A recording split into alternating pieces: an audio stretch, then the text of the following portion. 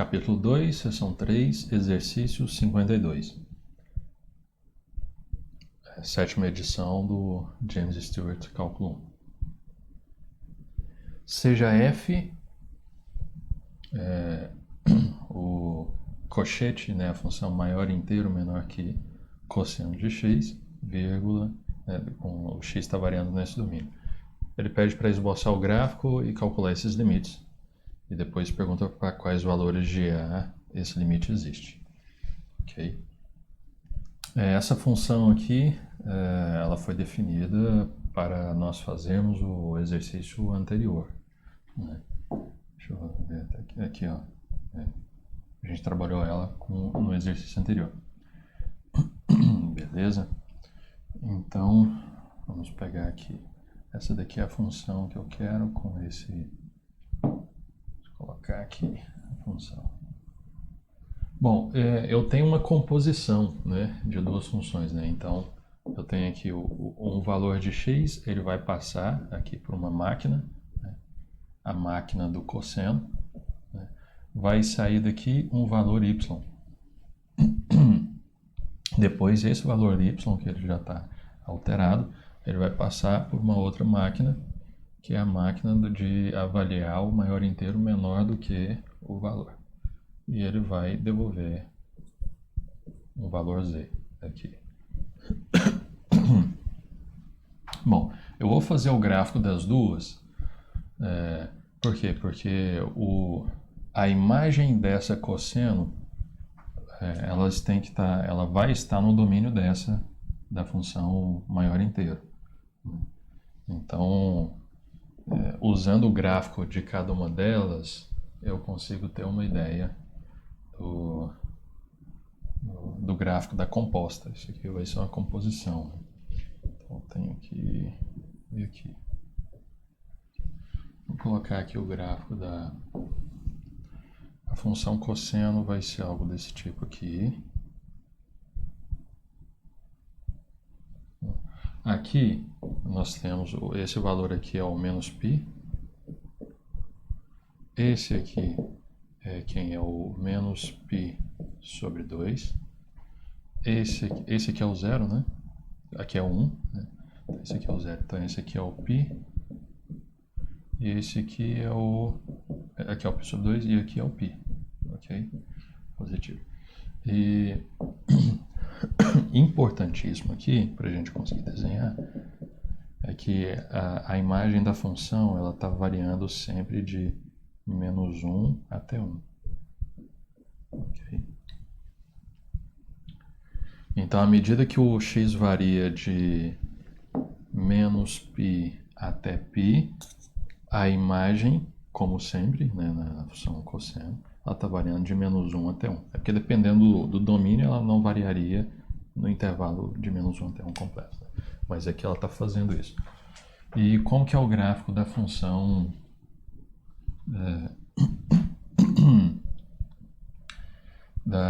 dessa minha função? O gráfico dessa minha função, né, eu só preciso fazer o gráfico dessa função num domínio que coincida com essa imagem, porque exatamente eu vou avaliar essa função nesses pontos. E esses pontos são os pontos que estão no domínio dessa função, quando avaliado no domínio de menos π até π. Então, se essa imagem aqui é de menos 1 até 1, eu só preciso desenhar essa função de menos 1 até 1. Ok? Bom, e ela de menos 1 até 1, como é que vai ser o gráfico dela? No zero, ela vai valer 0. Ela vai chegar até no ponto 1 e ela não vai assumir o ponto 1. No ponto 1, ela vai ser o próximo aqui, e aí ela chegaria para cá. Mas eu não preciso mais de gráfico para cá, porque esse daqui é o meu ponto 1. Né? Tô colocando, deixa eu colocar bem fino aqui. Aqui é o número 1. Ok? Essa parte aqui. E aqui vai ser o menos 1. Menos 1. Então, como esse daqui é a imagem, né, pela cosseno, Então, ele vai entrar no domínio dessa minha função. Então, essa função tem essa cara aqui, e aqui embaixo é como? Aqui embaixo ela vai fazer isso aqui, ela vai ser aberta aqui, fechada até aqui, né? Meio torta aqui, algo desse tipo. Fechado aqui também. Vou colocar mais fino aqui também.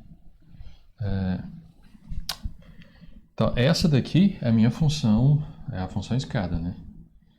Maior inteiro, né? Ela é fechada aqui no gráfico, abre aqui, depois pula para cá, fechada aqui, abre aqui, pula para cá e continua. Está definido no intervalo de -1 até 1. Esse valor aqui é -1, aqui é 0 e aqui... não queria fazer... Aqui é um pouco sensível aqui. -1, ok? Beleza, então nós vamos usar essas informações para desenhar o gráfico da composta.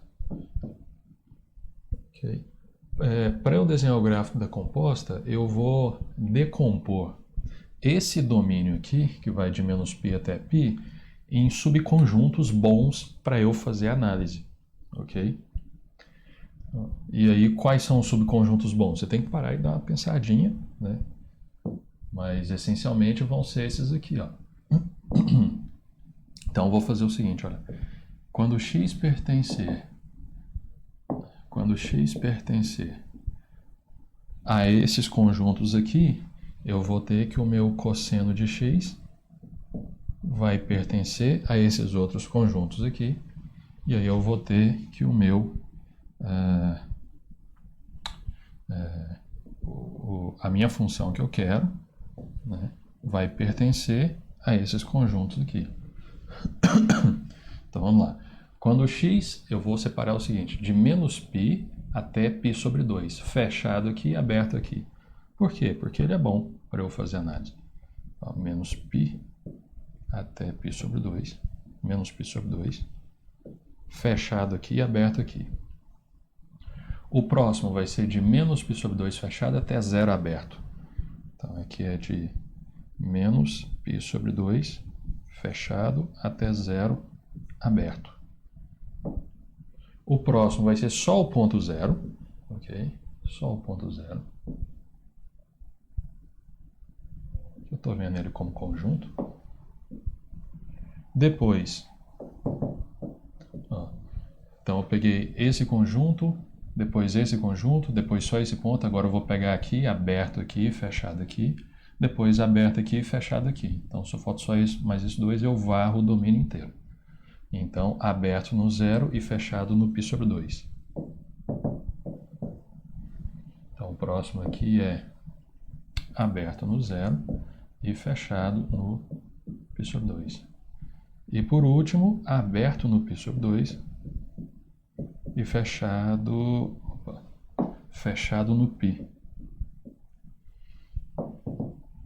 Ou seja, esse conjunto, união com esse, com esse, com esse, com esse, dá exatamente de -π até π. Okay? Então, quando o x pertence a esses conjuntos aqui, o meu cosseno de x vai pertencer a quem? Agora eu vou ter que fazer análise aqui do gráfico. Deixa eu ver se eu consigo escrever com um pouco mais fino aqui. Vamos ver se dá. Quando o x está de -π até -π sobre 2, aqui, ok? O gráfico, note que os pontos eles batem no gráfico e rebaixam para cá. Então, quando ele, ele sai de -π sobre 2 e vai de -π até -π sobre 2, então a imagem está subindo de -1 até 0, incluindo -1, excluindo o 0, porque eu estou excluindo esse ponto aqui. Então, aqui é quem? Vou colocar de azul aqui. Isso aqui vai ser de -1 até 0. Okay? Quando o x está de -π sobre 2 até 0, de -π sobre 2 até 0, incluindo π sobre 2 e excluindo o 0, os meus pontos, né, para cada ponto que eu pegar, eu vou ter que subir no gráfico e rebater. Então, a imagem está de 0 até 1. mas não atinge no 1. Porque para atingir no 1, ele teria que chegar no 0, e o 0 não está aqui, né? Então ele está de 0 até 1, incluindo o 0, porque inclui esse ponto, ok? Inclui esse ponto, mas excluindo 1. Então está aqui, ó, de 0 até 1. 0, quando o x pertencer a esse conjunto, ou seja, quando o x for 0, o cosseno de x é onde? Está onde? O cosseno de x é 1, ou seja, vai estar nesse conjunto aqui. Analogamente, quando nós estivermos varrendo aqui, a imagem vai estar de 0 até 1. Não atingirá 1 porque o 0 não está aqui, está aberto, e atingirá o 0 porque o π sobre 2 está aqui. Então a imagem aqui está variando de 0 até 1, assim como estava aqui. Então nós temos de 0 até 1. Okay? E por último, daqui do π sobre 2 aberto até o π fechado, a imagem está variando de menos 1 até 0, excluindo o 0 porque o π sobre 2 não está, e incluindo o menos 1 porque o π está, que é igual a isso aqui. Então aqui vai ser menos 1 até 0. Ok? Beleza. Agora vamos analisar daqui para cá, né? Essa função aqui é a função que eu quero. Ela é o cochete do cosseno. Ok? Mas aqui eu já tenho as informações. Quando o cosseno estiver nessas situações, o cochete do cosseno vai assumir qual valor? Analisando esse gráfico aqui. Tá, essa é a ideia. Quando o cosseno de x estiver de menos 1 até 0, o que vai acontecer? Vou dar um zoom aqui para melhorar aqui um pouquinho. Aqui, ó. Quando o cosseno de x está entre menos 1 até 0, então eu vou olhar aqui, ó, de menos 1 até 0, incluindo o menos 1 e excluindo o 0. Então ele vai sair daqui até aqui.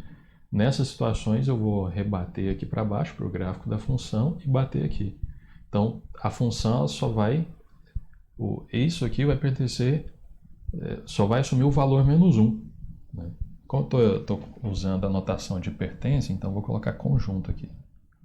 Opa. Aqui.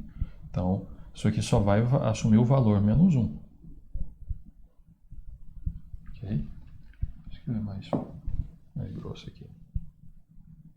Quando o x varia de 0 até 1, de 0 até 1, incluindo 0 e excluindo 1, incluindo 0 e excluindo 1, o gráfico da minha função já está em cima do eixo x, né? Então, assim, a minha função vale 0 somente.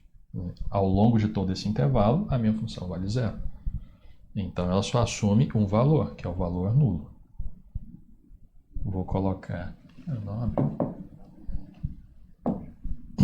Vou colocar aqui o valor que ela assume, entre parênteses, porque eu estou usando aqui, só para manter a anotação. Né? 1. Quando o que está aqui dentro vale 1, a imagem da minha função é 1, que o cochete de 1 é 1. Né?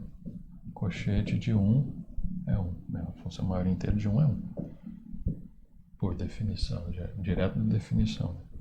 Então, vai ser só o número 1. Ok?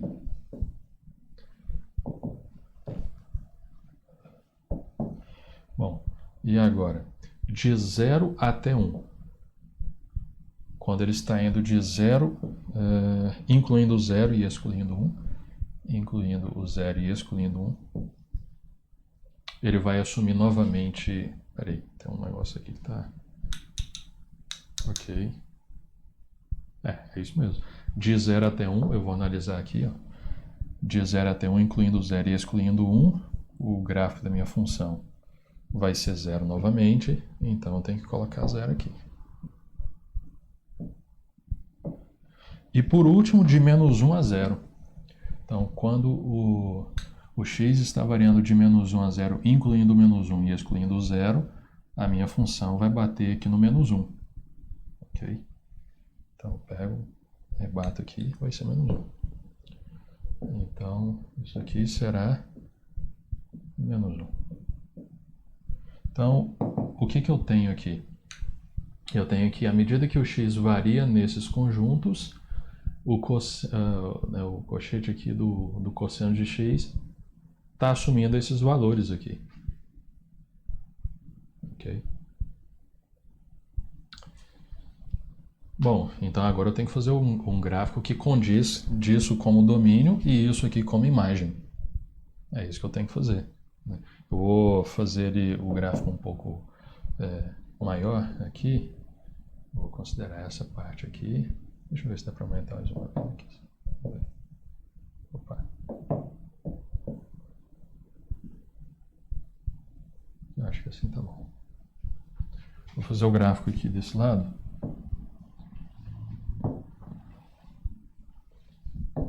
De vermelho aqui.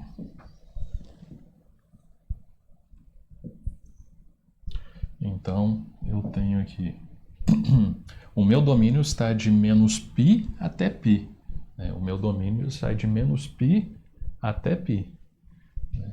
Então, ele está saindo daqui, né? Então, os pontos principais são o quê? Menos π. Depois aqui você vai ter um π sobre 2.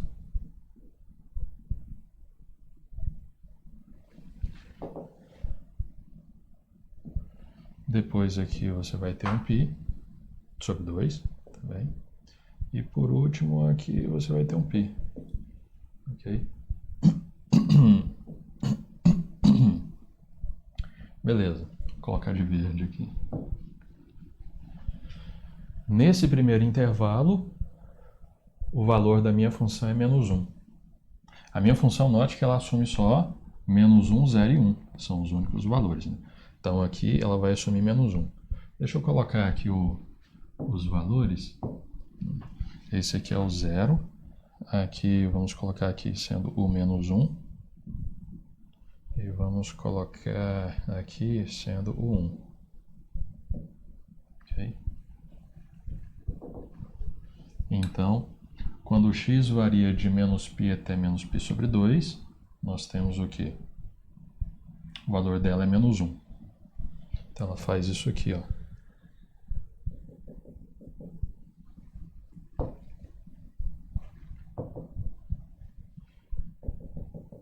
Daqui até aqui, e aqui é aberto. Ok? Então aqui ela está assumindo o valor menos 1. De menos π sobre 2 até 0, ela vai assumir o valor 0. Então nesse intervalo aqui, incluindo esse e excluindo o 0, ela vai assumir o valor 0. Então ela faz isso aqui, ó, até aqui. E aqui é aberto. Quando o x é 0, ela assume o valor 1. Então, tá aqui, quando x é 0, ela assume o valor 1. Quando está de 0 até π sobre 2, ela assume o valor 0. Então, de 0 até π sobre 2, excluindo o 0 e incluindo o π sobre 2, ela assume o valor 0. Então, aqui já está aberto, ele continua aberto, vem para cá e fecha aqui.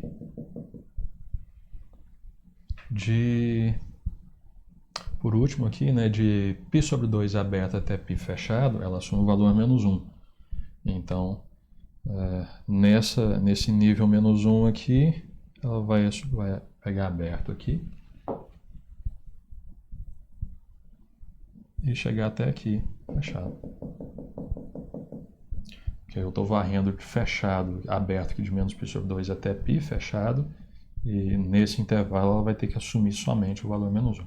Então, o que está de verde é exatamente o gráfico da minha composta, né, da cochete do cosseno. Tá? É como se fosse uma escada subindo aqui, aí chega até aqui e agora uma escada descendo. Ok? Então, esse aqui é o item A.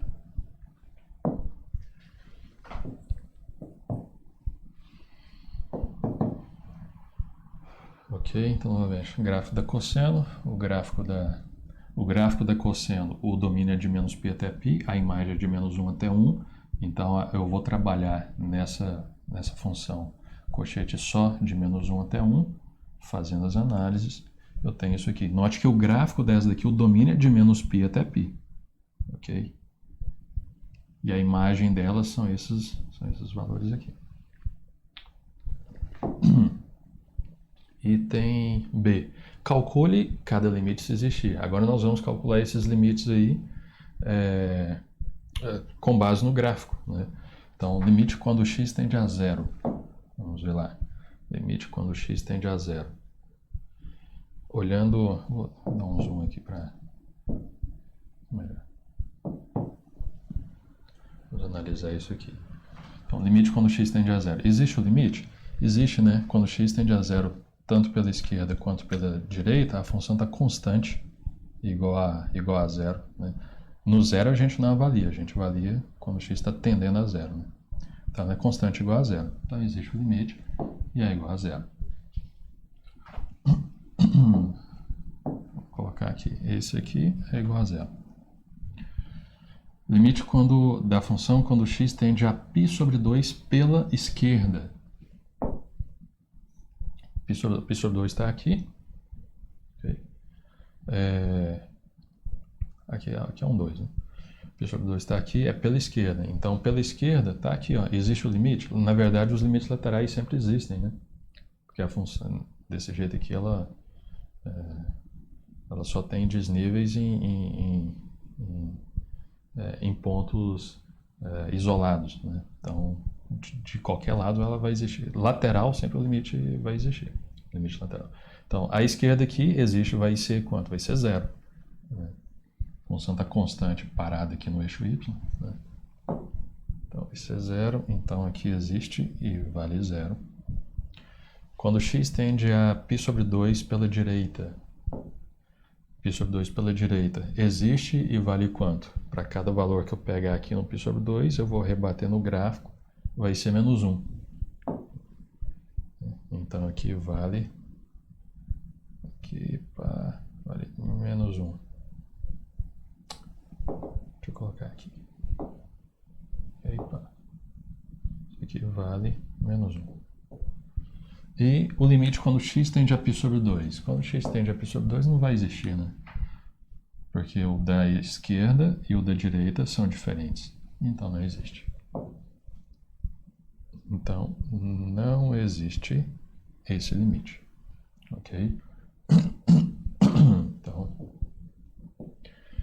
letra C. Para quais valores de A esse limite, né? X tendendo a A, deve x existe? Para quais valores de A? Bom, esse limite ele só não vai... Bom, note que ele existe em qualquer valor que está aqui dentro desses intervalos, né? Não tem problema. O problema seria nesses pontos aqui, né? É importante a gente notar que o domínio da função varia de menos π até π, ok? De menos π até π. Então, para lá, por mais que eu conseguisse definir função, né?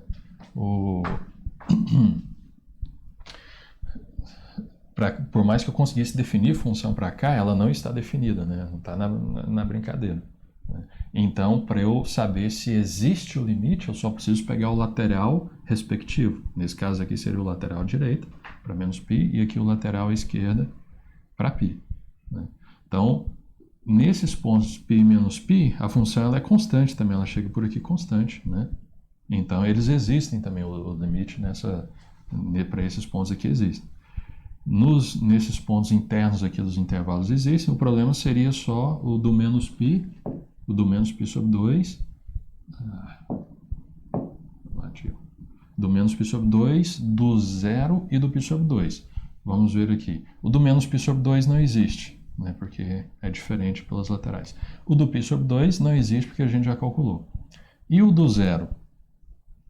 O do zero, por mais que ele assuma o valor, no zero ele assuma o valor 1, né, o gráfico aqui, quando você chega, né, o limite é sempre, os limites laterais são zeros, né, por ambos os lados, né? Então o limite aqui também existe. Concluindo, existem todos os pontos, exceto nesses dois, no menos π sobre 2 e π sobre 2. Então a solução do C aqui seria o seguinte, ó, existe o limite da f de x quando x tende a A para todo A pertencente ao domínio, que é de menos π até π, exceto, né, o exceto, né, quando você vai tirar alguma coisa de um conjunto, né, às vezes você coloca um menos, mas é comum também você ver um menos meio deitado, né, uma barra aqui. Então, exceto dois valores, menos π sobre 2 e π sobre 2. Ok? Então, o limite existe para qualquer A que estiver nesse conjunto. O domínio inteiro, exceto esses dois. E essa daqui é a C. Acho que não. Vou pegar aqui. Então, C, ok. Beleza. Beleza.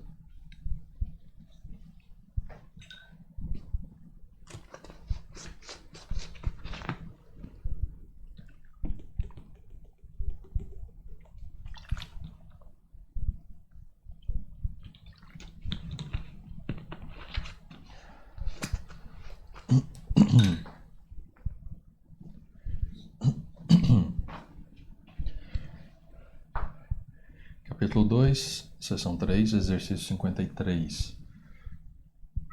Se, ainda continuando com a função maior inteiro menor do que, né, se f de x tem essa cara aqui, né, note que aqui você está somando duas, você pode destrinchar isso aqui entre duas funções, a função maior inteiro menor aqui, e ela composta com a função menos x, você está somando essas duas funções. Mas, ok. Então, mostre que existe esse limite, quando x tende a 2, mas que não é igual a f de 2. Bom, a ideia é o seguinte, o que a gente tem que ter em mente é o seguinte, ó. Então, vou colocar aqui ó, uma observação. Essa função aqui, ela é constante em todos os números reais, exceto os inteiros. Né? Então, ela é constante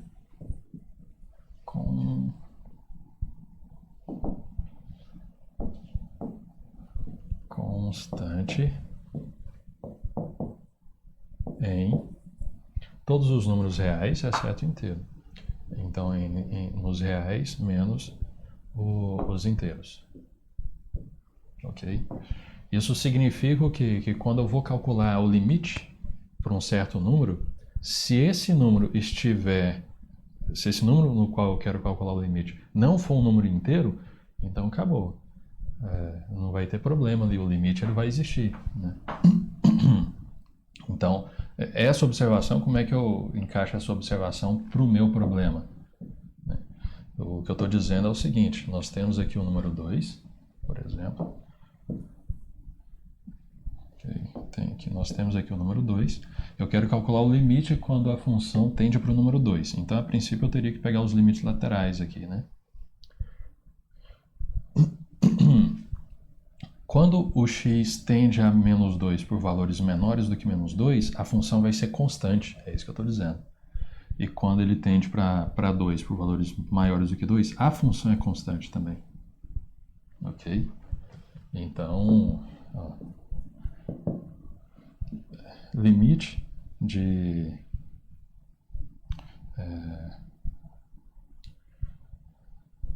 a função que eu falo é essa daqui, ó. Porque a função cochete, né? Mas em particular essa função f aqui, ó. Porque ela é a soma de dois cochetes aqui. Ok? Então, a gente poderia escrever o seguinte, ó. Limite de quem? Do cochete de x mais menos o cochete de x quando x tende a 2 pela esquerda, né? É o mesmo que eu fazer um teste aqui, ó. Eu vou pegar aqui, se ela está tendendo a 2 pela esquerda, vamos olhar aqui para o 1,9 e aqui vamos olhar para o 2,1.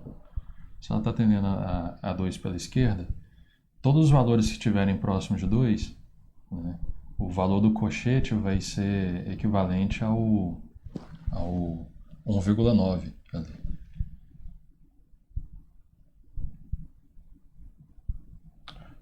Ok, pela observação. Ok. Então, essencialmente, quanto é que é o cochete de 1,9? Vamos pegar aqui, ó, quanto é que é o cochete de 1,9? O cochete de 1,9 é 1. Quanto é que é o cochete de menos 1,9? Que seria o menos x, né? O x tendendo a 2 pela esquerda, né? Então, olha só, menos 1,9. Eu tenho o menos 1,9. Quem que é o cochete dele? O próximo número que está para cá seria o menos 2, né? Então, aqui é menos 2. Ok?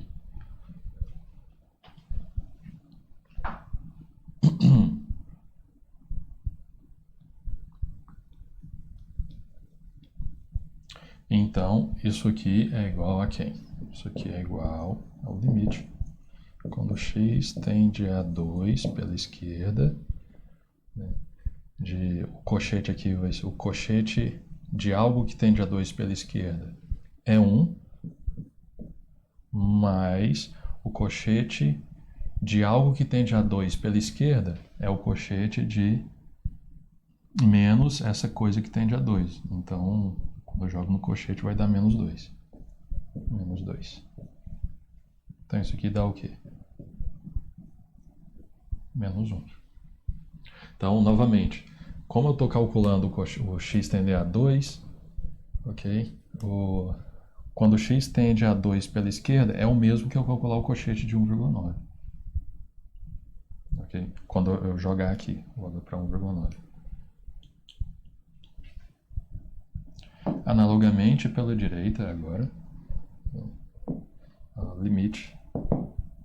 Quando x tende a 2 pela direita, do cochete de x mais cochete de menos x. Isso aqui é o quê? Quanto que é o cochete de 2,1? Então você tem o número 2, né? 2,1, o próximo, o maior inteiro menor do que ele é o 2. E quanto que é o cochete de menos 2,1? Estou jogando o 2,1 aqui agora, então vai ficar menos 2,1. Então você tem lá o menos 2,1. Você tem lá o menos 2,1. Um número que é menor do que ele seria quem? É o menos 3, né? Tem que tomar cuidado para não achar que é o menos 2, né? O menos 3, o menos 2 está para cá. Então isso aqui vai ser o quê? Isso aqui vai ser menos 3. Ok? Então 2,1. E vai ser 2 menos 2,1 vai ser menos 3. Substituindo aqui. Então eu tenho aqui que isso aqui é igual ao limite quando x tende a 2 pela direita de 2 mais menos 3, que é igual a menos 1. Vamos ver como é que está uma ideia global aqui da situação. Então note que o limite aqui ele deu o mesmo, né? Tanto pela direita, pela esquerda, quanto pela direita, o resultado deu menos 1. Ok? Então, o que eu concluo? Eu concluo que existe o limite quando x tende a 2. Né? Ele queria que eu provasse que o limite existe, né? Então, logo, o limite, ao invés de eu escrever que ele existe, eu vou falar quem que é, né? O limite da minha f, quando x tende a 2, é menos 1. Ou seja, ele existe. Né? Só que quem que é a f de 2? Então, vou colocar aqui mas quem que é a f de 2? Quem que é a minha f de 2? Se eu jogar 2 aqui, cochete, então eu teria que calcular aqui quem que é o cochete de 2. e o cochete de menos 2. Porque quando eu jogo 2 aqui para f está lá em cima. Quando eu jogo 2 para f, então tem que jogar 2 para os x aqui, né? Então, quando for o número inteiro, é o próprio número inteiro. O cochete de um número inteiro é o próprio número inteiro. Então, aqui seria quem? Seria o cochete de 2 menos o cochete de menos 2. Então, seria 2 menos 2, que é igual a 0. Okay? Ou seja, o limite existe, vale menos 1, mas é diferente do f de 2. Ok? É isso.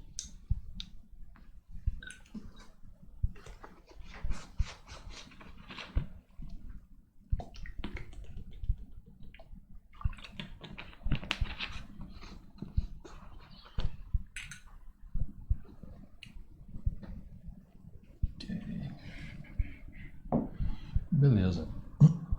Exercício 57.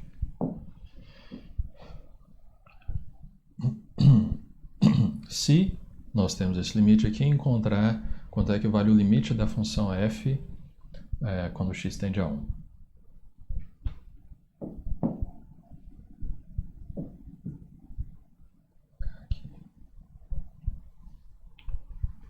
Bom, o primeiro fato é o seguinte, né? Note que o limite dessa coisa aqui, dessa expressão, ele existe. Ele vale menos 10, ele vale 10. Ele existe. Note que quando o x tende para 1, o denominador está tendendo para que número? O denominador está tendendo para 0. O denominador está tendendo para 0. Isso significa que se esse número aqui de cima do numerador ele tender para um número que não seja 0, então essa expressão vai tender ou para mais infinito ou para menos infinito. E logo não pode tender para 10. Novamente, se essa função aqui tender para um número que não é 0, não tem chance dessa expressão geral, quociente aqui, tender para 10. Se esse numerador também não tender para número algum, né, ficar oscilando e tal, também não é possível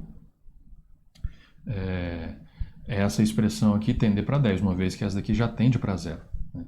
Seria possível haver uma tendência se ela ficasse oscilando e talvez essa aqui também. Né? Tipo seno de x sobre seno de x, beleza. Seno de 1 sobre x sobre seno de 1 sobre x. Não tem limite nem lá de cima nem de baixo, mas existe o limite. Mas não é o caso. Essa de baixo aqui é 0. Então, moral da história. Para esse limite aqui existir, e ser 10 no caso, uma vez que o denominador tende para 0, o numerador obrigatoriamente também tem que tender para 0.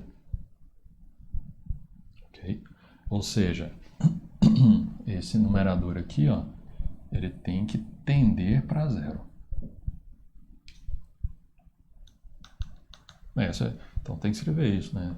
Como isso aqui tende para 0, então eu escrevi isso, não sei se eu escrever isso aqui, não é aqui, ó. Como deixa eu baixar um pouquinho. Como x menos 1 tende para 0, então f de x menos 8 tem que tender para 0 também quando o x tende para 1. Ok? Isso significa o quê? Dizer que essa função aqui tende para 0 quando o x tende para 1 equivale a dizer o quê? Vou colocar aqui. Isso implica que a f de x tende para 8 quando x tende para 1. Ou seja, eu tenho que fazer o seguinte, que é o limite da f de x quando x tende para 1 é 8. Ok? Essa é a ideia, né? Quando a f de x tende para 8, a de cima vai tender para 0. Beleza. Então, é isso. Era só isso.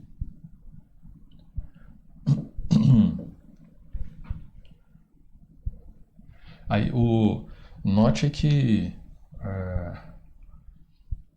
essa função aqui, ela pode, por que isso aqui está tendendo para 10? Né? Uma vez que isso aqui está tendendo para 0, isso aqui está tendendo para 0.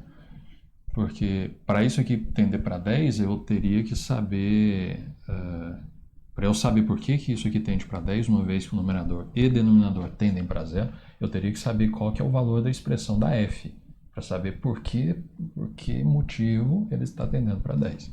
Né? Por exemplo, se você pegar essa função aqui, vou pegar aqui, ó, vou pegar aqui f de x igual a, pegar aqui x menos, deixa eu ver aqui, vamos construir uma função aqui, de forma que essa daqui está tendendo para 8, ok, e para o resultado aqui, mais um, vou pegar x menos 8,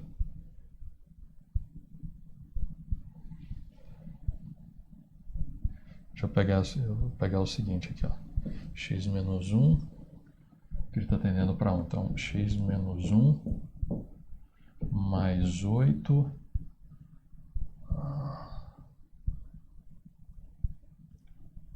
vezes 10. Olha para essa função aqui, f de x igual a 10, que multiplica x menos 1 mais 8. Quando o x tende para 1, essa função aqui está tendendo para quanto? O nome dela é f lá, né? Vamos manter ela aqui. Né? Então, note que essa daqui, ela tende para 8 quando o x tende para 1. Ok? Então, beleza. Então, ela satisfaz a condição lá que eu quero. Ok? Quando o x tende para 1, ela vai tender para 8. Então, 8 menos 8. Então, de cima vai estar tendendo para 0. Agora, eu vou pegar aquela função f que eu inventei aqui e jogar aqui para a gente ver que para ela vai dar 10. O resultado. Então, vamos olhar aqui.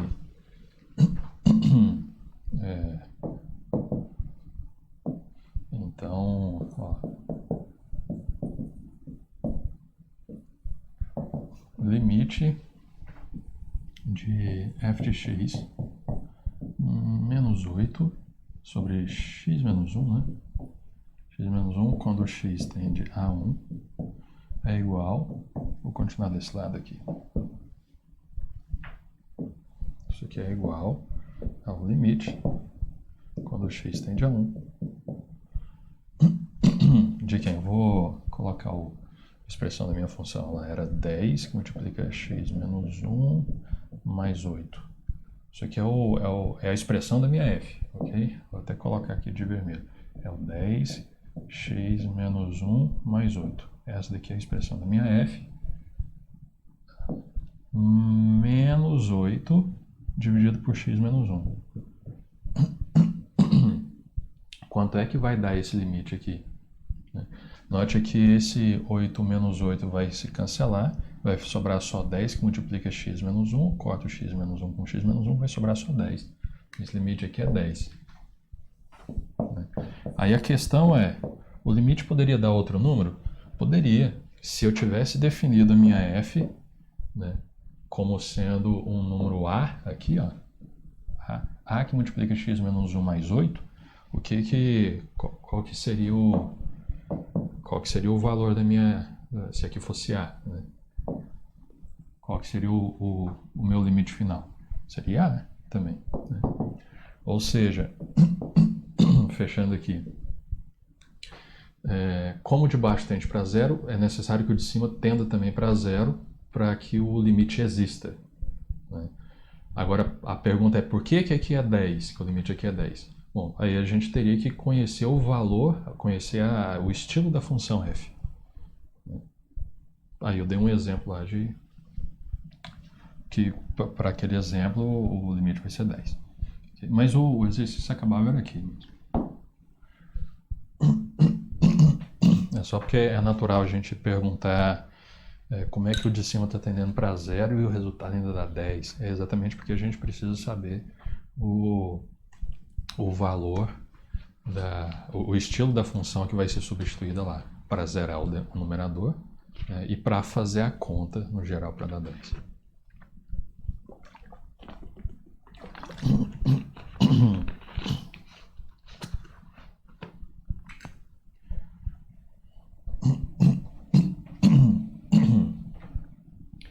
Beleza. Exercício 58 ao mesmo estilo, né? Se isso aqui acontece, então encontre os limites. Então tem aqui A e B. Limite quando x tende a zero. O limite quando x tende a zero de f de x sobre x ao quadrado é igual a 5.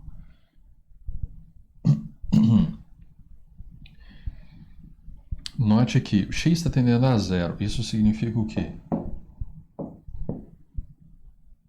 Que se a minha função de cima, o limite não existir, não tem como dar 5. E além disso, se o limite existir e for um número diferente de zero, isso aqui pode ir para mais ou menos infinito, dependendo de qual número que é isso aqui. Tá? Ele vai para mais ou menos infinito. Então não vai dar 5. Moral da história, como esse está indo para zero, só é possível dar 5 se esse aqui for zero também. For para zero também. Então a primeira aqui, o limite da minha função f, quando o x tende para zero, obrigatoriamente é zero também. Ok? Senão não vai funcionar, não vai poder dar 5 o resultado lá. Então aqui é zero. Agora aqui, limite de f de x sobre x. Quanto é que vale esse limite? Note que eu não tenho a cara da f, eu só tenho uma informação de um limite no qual f está contida. Bom, o que eu vou fazer? Eu vou pegar essa expressão aqui. Então, eu vou pegar aqui, ó, f de x sobre x, vou escrever assim, ó, sobre x ao quadrado. Essa expressão aqui é igual a isso aqui, ó, 1 sobre x, que multiplica quem? F de x sobre x. Isso é igual a isso. Essa expressão aqui é a que eu quero. Então, tem que avaliar aquele limite ali. Eu sei que esse limite aqui, ele tende para 5. Ok? Então, isso aqui, que é igual a isso aqui, ele tende para 5. Cadê? Vou colocar aqui, ó. Isso aqui tende para 5 quando o x tende para 0. Ok? Então, isso tende para 5 quando x tende para 0. Mas isso é igual a isso aqui. Esse é o limite que eu quero avaliar quando x tende para 0. E eu, olhando aqui nessa situação, eu sei que esse daqui ele está tendendo para quanto? Quando o x tende para 0. Esse fator aqui. Isso aqui está tendendo para mais infinito. Moral da história. Se esse está tendendo para mais infinito e ele está sendo multiplicado por um outro fator aqui, e o resultado existe, né, o limite existe, se esse fator tende para um número, se ele tende para um número, então esse produto tende para mais infinito. Se ele tende para um número diferente de zero, né? Então, vamos supor, sei lá, 20. Se isso aqui tender para 20, para o número 20. Então, como isso aqui está tendendo para mais infinito, isso aqui ele está puxando 20. Então, essa expressão iria para mais infinito também, seria impossível ela tender para 5. Então, a única forma do produto desses fatores tenderem a um valor, a um número fixo, uma vez que um deles tende para mais infinito, é que o outro tenda para zero. Esse daqui, ele vai puxar esse produto para zero, porque esse daqui empurra o produto para infinito. Então, esse daqui tem que tender para zero.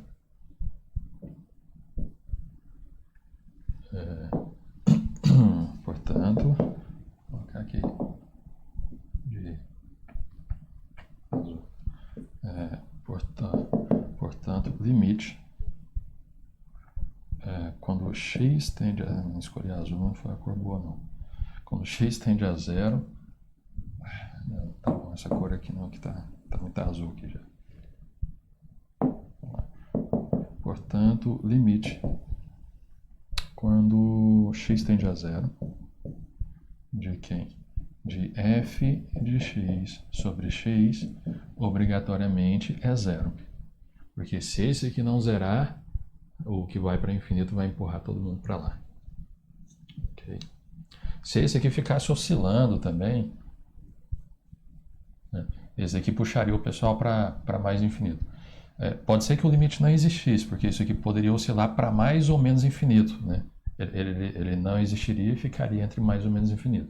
Multiplicando isso aqui, também o limite ele não iria necessariamente para infinito. Né? Mas com certeza não ia para 5. Para ir para 5 ele tem que zerar.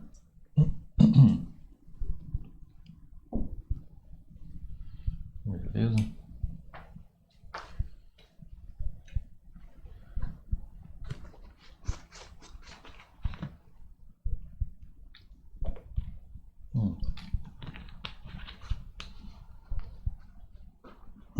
Existe 60, isso é só para dar um exemplo.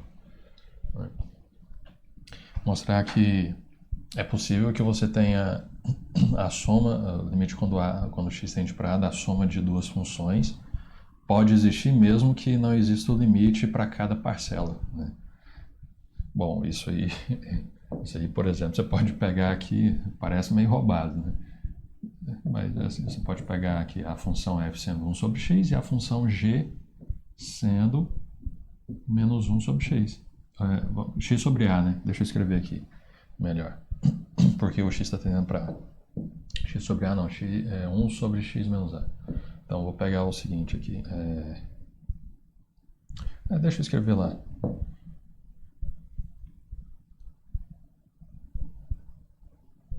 Ok. Deixa eu escrever certinho aqui. Ó, sejam a minha f de x igual a 1 sobre x menos a. E a minha g de x sendo menos 1 sobre x menos a.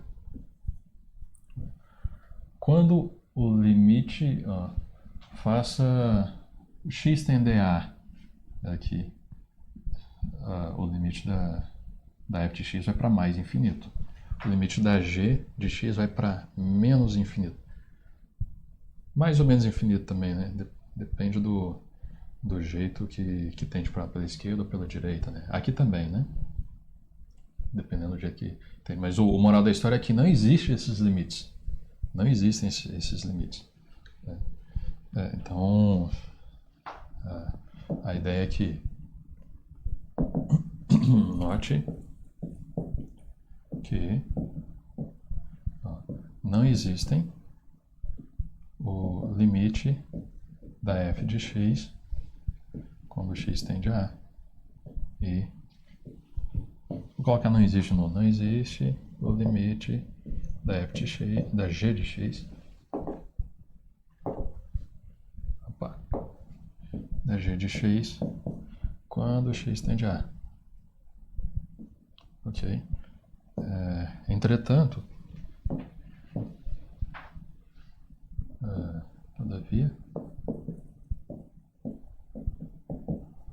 todavia, o limite da f de x mais a g de x quando x tende a A é quem? Isso aqui é igual ao limite quando x tende a A de 1 sobre x menos a, menos, que é mais a g, né? Então, menos x menos a. Note quando nós estamos fazendo um limite, a gente pode operar aqui à vontade antes de passar o limite. E essa expressão aqui é sempre zero, desde que o x seja diferente de a, porque senão nem faria sentido. Então, esse limite aqui é o quê? Esse limite aqui é o limite quando x tende a A da função nula. Então, o limite de uma constante é a própria constante. Portanto, o limite dessa soma ele existe. Né? Então, o limite da soma existe, e enquanto que os limites individuais não existem, e o exemplo roubado, vamos dizer assim, são esses aqui, né? Vou apagar esse em cima aqui. São esses aqui, ó. Esse aqui e esse aqui. Ok?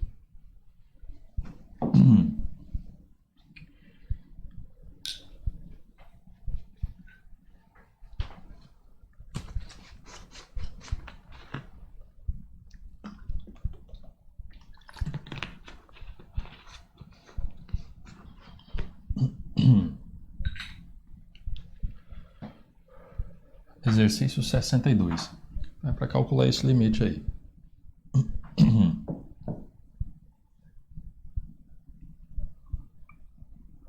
Bom, quando o x tende... Vamos jogar esse limite lá para outra página. Vou colocar aqui. Então, limite... Vou copiá-lo aqui. Limite... Quando x tende a 2. Esse camarada aqui. 6 menos x menos 2. 3 menos x menos 1. Beleza? Quando o x tende a 2, se eu jogar 2 aqui, vai ficar 3 menos 2, 1, raiz de 1, 1, menos 1, 0. Então, 0 aqui embaixo. Aqui vai para 4, raiz de 4, 2, menos 2, então 0 embaixo e 0 em cima. Ok? É determinado por causa disso. A primeira coisa a coisa mais natural que a gente faz aqui é usar essa expressãozinha aqui, né? Esse produto notável aqui. Vou pegar aqui a menos b, que multiplica a mais b, é igual ao quadrado menos b ao quadrado. Então nós temos algo que nós vamos usar essa expressão aqui. O valor, quem está fazendo o papel do meu a aqui? Meu a é esse camarada aqui. Olha aqui, tio. Meu a é esse camarada aqui. E esse aqui é o meu b. Ok? Então eu vou multiplicar pelo conjugado, vamos dizer assim, dele aqui. Ok? Eu vou pegar essa expressão aqui e colocar aqui embaixo para eu não carregar o limite. Ok? Então eu vou pegar essa expressão aqui e vou mandar para cá. Vou copiar.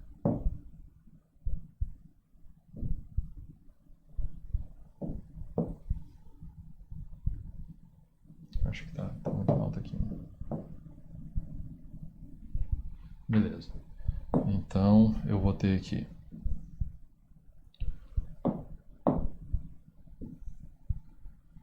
raiz de 6 menos x menos 2, 3 menos x, x aqui menos 1. Vou colocar aqui, vou multiplicar aqui em cima e embaixo pelo conjugado desse aqui. Então, aqui vai ficar raiz de 3 menos x mais 1. E aqui, tem que colocar aqui em cima também 3 menos x mais 1. Ok? Então, essencialmente, esse daqui é o A, esse aqui é o A, esse aqui é o B, A, B, eu tenho menos e mais. Ok? Então, isso aqui vai ser o quê? Deixa eu pôr para cá.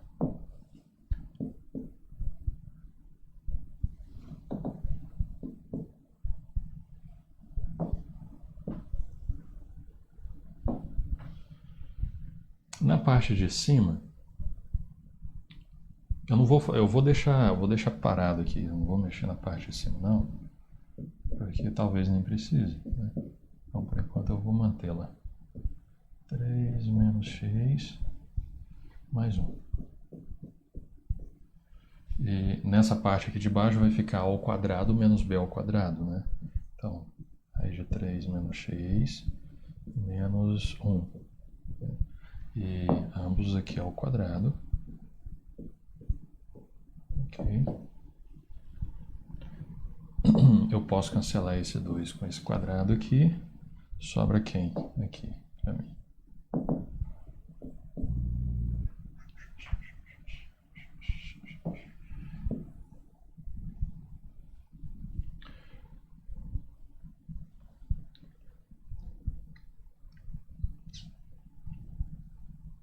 Bom, vou manter aqui em cima por enquanto. Vai ficar... Opa! Vai ficar raiz de 6 menos x menos 2, raiz de 3 menos x, mais 1. Ok. Aqui eu cancelei essa parte aqui. Aqui ficou 3 menos x menos 1. Então vai ficar 3 menos 1 menos x. Né? Eu vou copiar. Eu já vou copiar o... Então vai ficar 3 menos 1. Então é 2 menos x. Agora vamos dar uma olhada. A gente fez um... Note que a gente fez uma manipulação aqui, a gente fez um corte aqui de raiz quadrada, mas não houve cancelamento de expressão do numerador com expressão do denominador. Ou seja, o nosso problema original, quando x tende a 2, eu tinha que... estava dando 0 sobre 0. E mesmo com essa manipulação, quando x tende a 2, ainda dá 0 no denominador. Se o numerador não desse 0, o limite seria mais ou menos infinito. Mas vamos ver aqui no numerador. Vai dar 0 também, né? 4, aqui vai dar 4, raiz de 4, 2. 2 menos 2, 0. Então esse fator já deu 0, vezes esse outro fator, não importa. Por enquanto ainda está dando 0 sobre 0. Ok? 0 sobre 0. Ainda. Não coloque isso aqui, ó, que isso aqui é igual a 0 sobre 0. Não existe. Isso aqui é só um rascunho, viu? Não pode colocar igual a 0 sobre 0 aqui, não. Ok? Porque não existe. É só um rascunho. Bom, o que a gente pode fazer? O que a gente pode fazer aqui, teve um exercício análogo lá, a gente pode trabalhar com essa parte aqui, ó. A gente trabalhou com essa parte daqui, agora vamos trabalhar com essa parte aqui de cima. Ok? Eu vou pegar essa parte aqui, deixar isso aqui quieto no canto, vou pegar essa parte e multiplicar pelo conjugado dele. Então deixa eu organizar aqui primeiro. Então isso aqui pode ser o seguinte.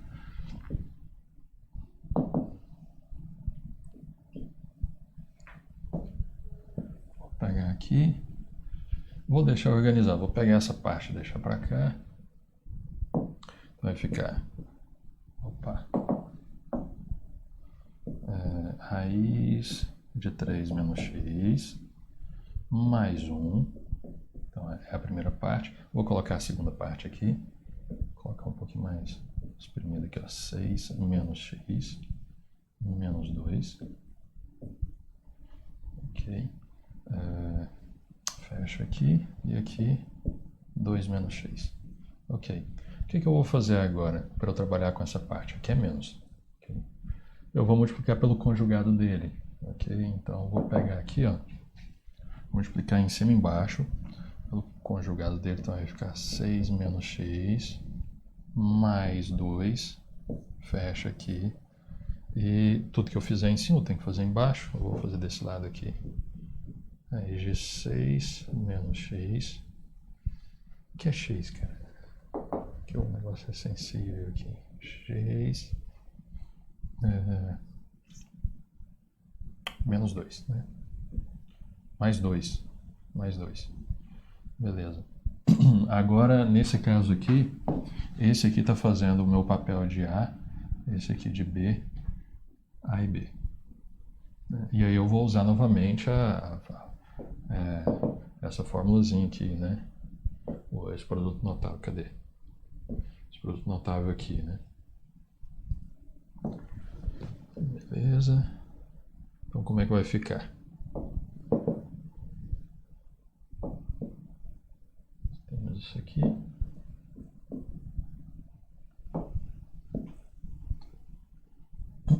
Aqui, eu vou repetir aqui, vai ficar sempre raiz de 3 menos x mais 1. Aqui nós temos, vai ficar ao quadrado menos b ao quadrado. Então vai ficar, eu vou abrir um parênteses aqui, tem que tomar cuidado aqui. 6 menos x, coloca aqui menos 2, E eu vou colocar o quadrado. Deixa eu fechar o coxo. Abrir o colchete, né? Vou colocar o quadrado aqui, aqui e aqui. Ok. Vou copiar essa parte aqui de baixo. Então nós temos aqui 2 menos x. E aqui 6 menos x mais 2. Ok. Então posso cancelar esse com esse aqui. Aqui ali vai ficar o quadrado. O que eu vou ter então?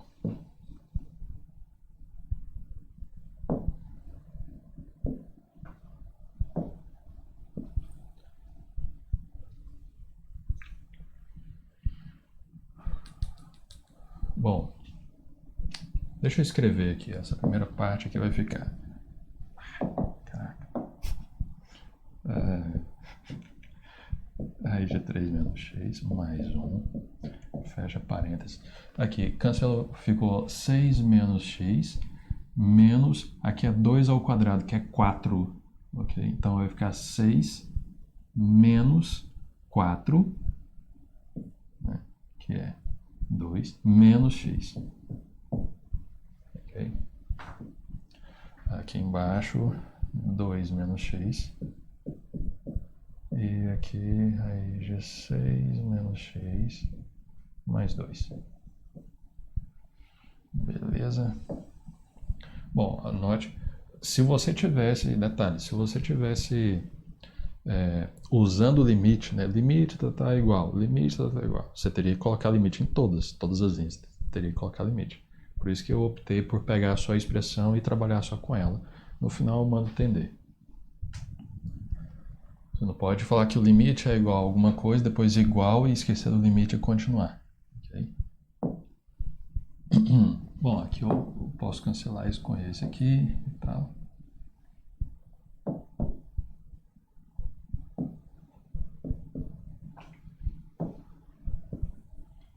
Beleza, sobrou quem aqui? Aqui em cima. Sobrou o... Nem preciso colocar o 3 menos x mais 1.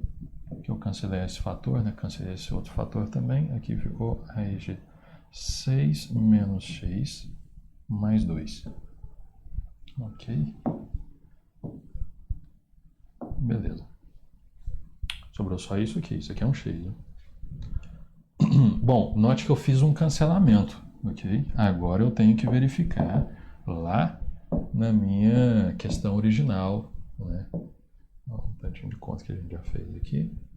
Na minha questão original, o x tendia para 2 e estava dando problema de 0 sobre 0. Né? Então a questão aqui é... Será que se o x tender para 2 vai dar problema ainda? Quando o x tende para 2 aqui, vai ficar 4. Note que esse número aqui é positivo.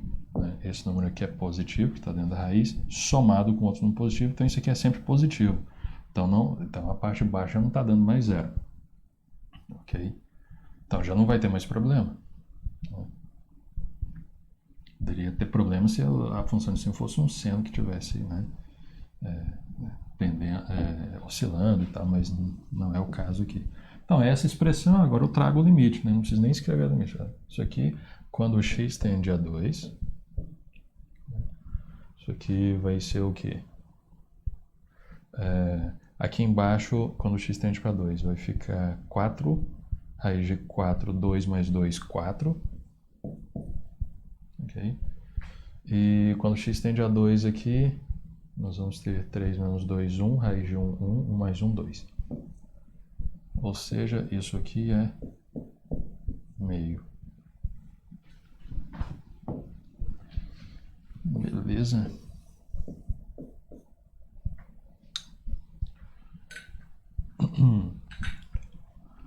É isso aí. Bom, não tem próximo, né? Então, o último exercício aqui dessa foi esse aqui, exercício 62, capítulo 2, seção 3. Agora, provavelmente vamos para a seção 4, agora do capítulo 2. Beleza? Valeu. Compartilha aí com quem você acha que possa precisar, quem esteja na pista. Beleza? Valeu.